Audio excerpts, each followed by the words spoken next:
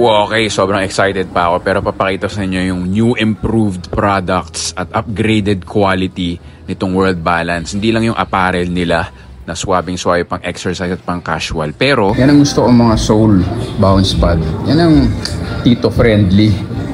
Life hack kung gusto nyo magmukhang mayaman at sleek at pogi, plain white sneakers. Pero itong World Balance masarap sa paa.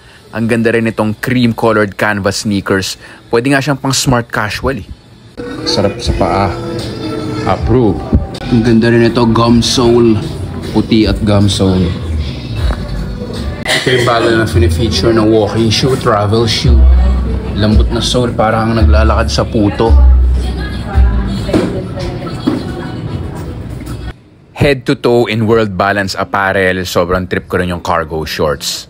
Sobrang trip ko yung kulay. Tignan niyo yan. Tapos yung sole niya, parang ganun siya. Pero mas maganda. Ito yung Maxi, yung napakasarap sa paa ng walking shoe. Comes also for women. Ay no, kailangan nyo try ito.